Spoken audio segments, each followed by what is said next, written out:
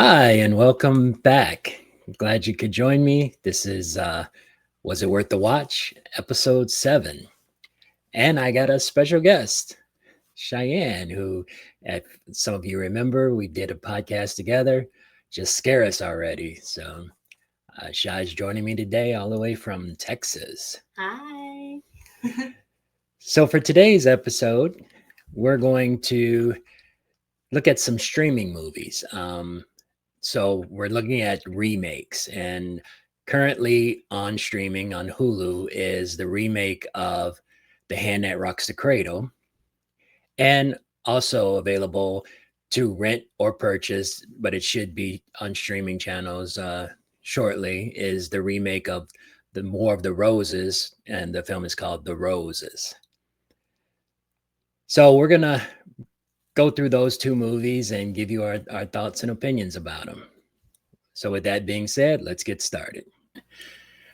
So for our first movie, we're going to talk about that's currently streaming on Hulu is The Hand That Rocks the Cradle. So Shai, tell us a little bit about The Hand That Rocks the Cradle.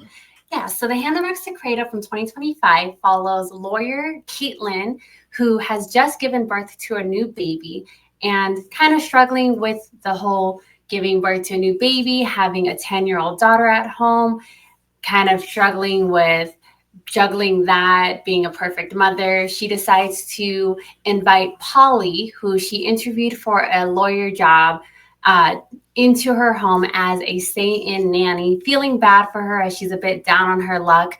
But what she does not realize is Polly has secrets of her own, being a bit out there and a bit crazy. Polly is trying to worm her way in a little bit too deep into the family. All right.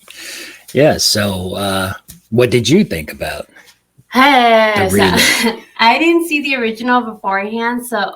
Before this. So we watched the original and then we watched the remake. And I think that was kind of a mistake because comparing the two, this one was not good. And honestly, even if we didn't compare the two, this one was not good. I am not a fan of Micah. Sadly, seeing her in Long Lake, seeing her in this, seeing her in It Follows, I just don't like her. I don't think she acts that great. Mm-hmm. And she kind of brought that same act to this. What about you? Yeah, I would have to agree. Compared to the original, it felt like I don't blame a director and writers to want to take something and make it their own, but in this case it was, and I haven't read the book or screenplay or anything like that, so I can't say whether the original was closer to the script or was this remake closer to any book or script, but definitely a different story. It wasn't good. For a while, the story was confusing. Yeah. I mean, it's just like I didn't understand where they were going with this, what her motivation was to get into these people's lives. So yeah, it when it finally revealed itself, it was kind of like, oh, yeah, okay. You're kind of sitting there, which I do kind of enjoy. The original was very much like, this is why she wants to do what she does. Just kind of like, ba, ba, ba. And so you kind of are going into it knowing full force why she is doing what she's doing. I think that Rebecca De Mornave did a really great job of the crazy woman appearance. Her eyes are huge. Like you said, she was in Mother's Day. Yeah. Which I, again, sadly did not see, but you said she did a great job of portraying that same type of character that probably got her this role, or vice versa. Vice versa, yeah. And so, but she had like that look down, but she also did the manipulation so much better in that I think Micah didn't do well, or that maybe the writing didn't do well in this, that everything kind of felt like the mom in this one was always like, this woman is crazy, I don't want her in my home. That it was you kind of lose the sense of like, then why is she still there? This is in the original, she was so good at manipulating everything that it was like, yeah, you understand that the mom's like, this is the only good thing I have going for me while the rest of my life is falling apart.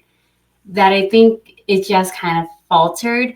And this one was so focused on, let's have a mystery where everyone's going, why is Polly doing this? Mhm. What is Polly's goal? And it also, I think, wanted to make her a victim, where the original was kind of like, no, she's just a villain Right. the whole time. Right. Yeah. Yeah. This one definitely went a different direction. Not to spoil anything for anyone who hasn't watched either film, but in the original, it was more about revenge that was kind of unwarranted, where this one was revenge that was warranted.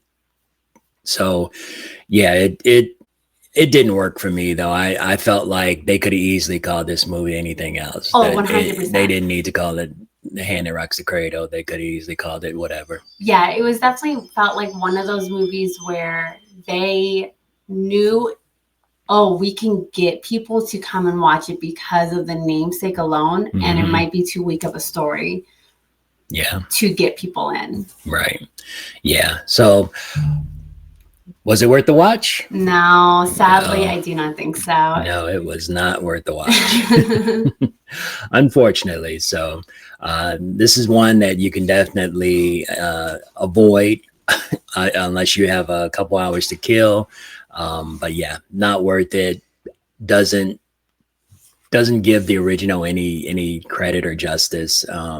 So yeah, it could have easily been called, anything else, The Babysitter or some, whatever. Element type of Yeah, movie. exactly. So there you have it. Not worth the watch. All right. So our second film is The Roses. So Shai, you want to tell us a little bit about The Roses? Sure. The Roses follows British couple Ivy and Theo as they journey on a path in America.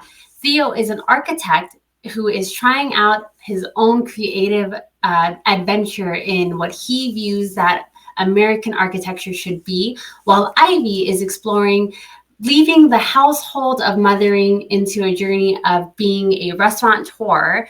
As his journey in architecture starts to falter, her journey as a restaurateur starts to thrive, and the two sadly start to struggle as a couple. The movie follows their journey as their relationship starts to falter and their love starts to deteriorate. All right. Yeah. So I know you and I have mixed opinions about this film. I didn't like it. For me, and I've said this in a couple of my other episodes, chemistry to me is important, especially when you're talking about two people that supposedly love each other. I did not feel like the leading actor and actress were a believable couple. I mean, she looks 20 years older than him. Oh, so mean. And yeah, that's mean.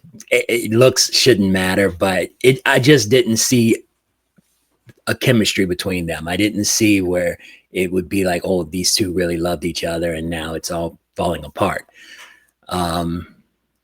But I will say with the original War of the Roses, with Michael Douglas and Kathleen Turner, I didn't really see that between them two either. So I can't fault them for that. But I prefer when they take the effort to put a couple together that looks believable and you feel for them and you're like, oh man, that's messed up, Yeah.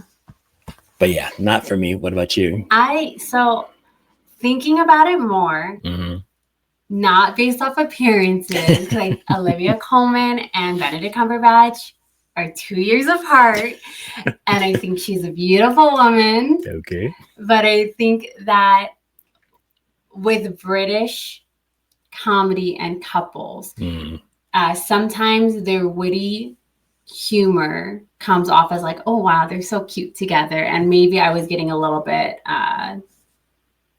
lost in that I was like, oh, they must be such a cute couple because they're witty banter, when honestly I kind of agree they didn't do too well in the chemistry department. But I don't agree that they seemed like they were at each other's throats at the beginning. I think that you could see where the relationship deteriorated, and what I liked about this movie compared to the original War of the Roses was that at every turn I could understand where his resentment of her came from Mm-hmm. and where her bitterness towards him came from. Versus War of the Roses, Kathleen Turner was just so resentful towards him, and Douglas was so in love with her, even though it, like you said, it may have just been about control and not losing something he had. Mm-hmm. But he seemed so in love with her that it was kind of like, oh, I feel so bad for him this whole time. But like versus in this version, you're kind of like give and take. You understand Ivy and Theo's why they didn't leave each other, but also why they wanted to leave each other. Mm-hmm. But at the same time, because they both wanted to leave each other equally, it was also like, then just go. Right. That it was almost more frustrating that it was like, then just leave, versus hers was like, oh, I have a good life, but I resent my husband. And he was just like, I don't see anything bad. So he was never going to leave. It was all about her wanting to leave. Right. And we got this big time jump between in the War of the Roses, where in this one, this isn't a spoiler or anything, it's just this one time frame of about 3-4-ish years in this couple's relationship that I think I would have liked if they had sped up. It was slow. Yeah. Yeah.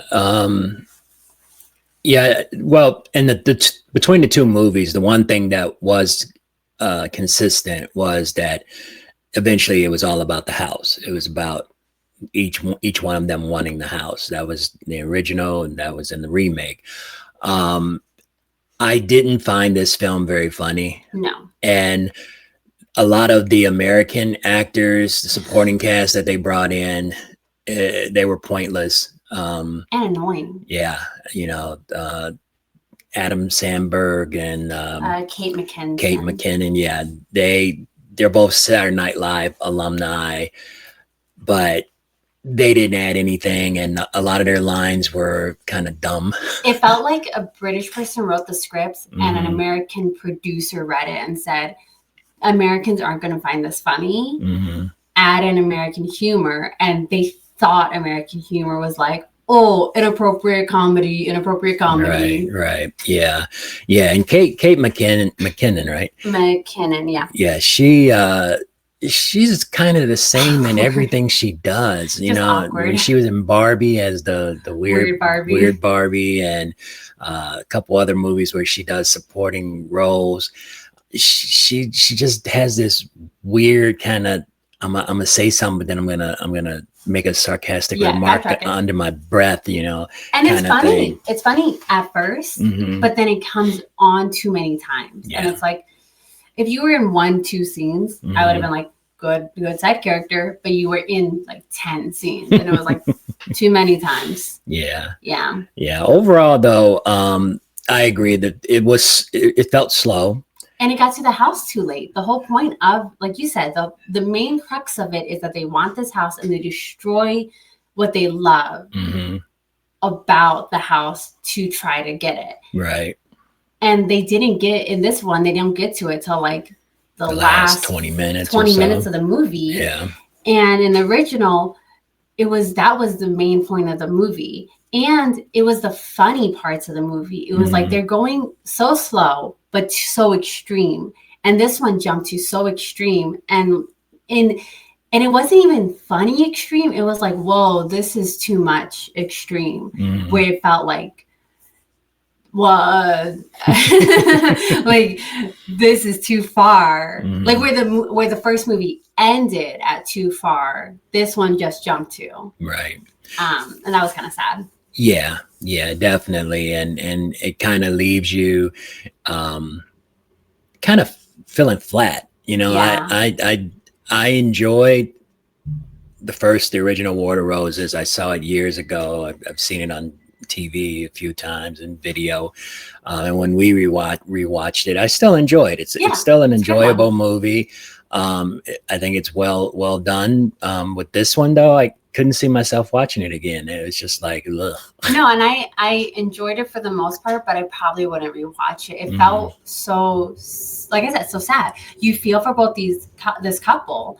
Like, at least I felt for the couple where, like I said, as much as I maybe didn't like the couple, but you understand them both, that you're like, oh, it just feels like watching couples therapy, or at least couple who should be in therapy. And then by the end, you're like, that's sad. Yeah. Versus the original, you're like, God, these both kind of are awful people. Right. That you're just kind of enjoying the give and take of it. But yeah, this one's just like, oh, that's depressing. You're right. So, was it worth the watch? One time, yes. Yeah, in my opinion, it's not worth the watch. But in my opinion, at least one time. At least one time. So we'll give a mix of not worth it and kind of worth it. Kind of worth it. So there you have it. We've got one film not worth the watch, and that's The Hand That Rocks the Cradle, and one film that maybe watch it once, and that's The Roses. So that does it for this week's episode. Remember to give us a like and a subscribe, and keep watching those movies. Hopefully we will find something in the upcoming weeks that will be worth the watch. And I want to thank Cheyenne for joining me this week, and hopefully you'll be able to join more often. I enjoy, talking with someone about the movies, and it's fun. So until then, keep watching what's worth watching. Bye.